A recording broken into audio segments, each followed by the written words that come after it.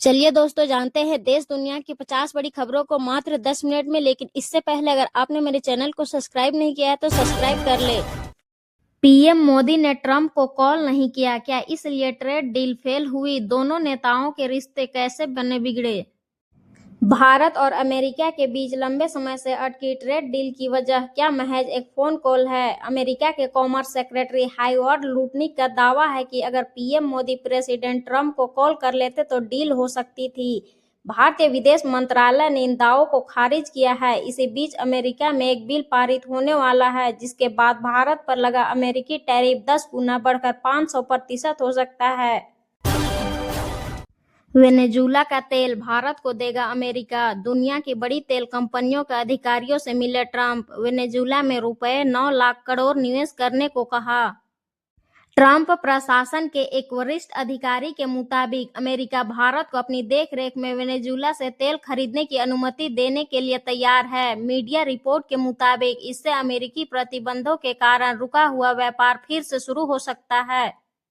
उन्होंने बताया कि अमेरिका भारत की विशाल और बढ़ती ऊर्जा जरूरतों को देखते हुए वेनेजुला से कच्चे तेल की खरीद फिर से शुरू करने की अनुमति देने के लिए तैयार है। हालांकि उन्होंने कहा कि दूसरे विवरणों पर अभी भी काम चल रहा है।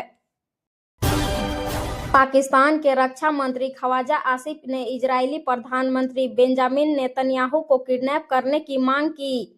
एक टीवी इंटरव्यू में ख्वाजा आसिफ ने कहा कि अमेरिका को नेतन्याहू को उसी तरह पकड़ना चाहिए जैसे वेनेजुला के राष्ट्रपति निकोलस मादुरो को पकड़ा गया था। उन्होंने आगे कहा कि तुर्की भी नेतन्याहू को पकड़ सकता है और पाकिस्तानी इसके लिए दुआ कर रहे हैं। इंटरव्यू में उन्होंने नेतन्याहू को मानवता का सबसे बड़ा अपराधी करार दिया और दावा किया कि गाजा में फिलिस्तीनियों के साथ जो अत्याचार हुए हैं वो इतिहास में कभी नहीं देखे गए।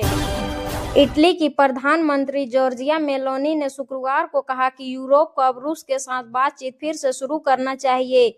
उन्होंने कहा कि यूक्रेन युद्ध को खत्म करने की कोशिशों में यूरोप को दोनों पक्षों से बात करनी चाहिए। सिर्फ एक तरफ से बात करने से उनका योगदान सीमित रह जाएगा।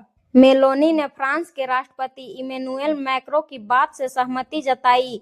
उन्होंने हाल ही में कहा था कि यूरोप को रूस के साथ जुड़ाव बढ़ाना चाहिए जिससे यूक्रेन में चल रहे लगभग 4 साल पुराने युद्ध को समाप्त करने में मदद मिल सके। अमेरिका ने जब्त किए गए रूसी झंडे वाले ऑयल टैंकर जहाज मैरिनेरा से 2 रूसी नागरिकों को रिहा कर दिया है। रूसी विदेश मंत्रालय की प्रवक्ता मरिया जखारोवा ने शुक्रवार को बयान जारी कर इसकी जानकारी दी। मरिया ने बताया कि यह फैसला राष्ट्रपति ट्रंप ने रूस के अनुरोध पर लिया है। केंद्रीय रेल मंत्री अश्विनी वैष्णव ने बताया कि कोलकाता और गुवाहाटी के बीच पहली वंदे भारत स्लीपर 17 जनवरी से चलेगी। इसका उद्घाटन पीएम नरेंद्र मोदी पश्चिम बंगाल के मालदा टाउन में करेंगे। यह ट्रेन 6 दिन कामाख्या और हावड़ा जंक्शन के बीच चलेगी।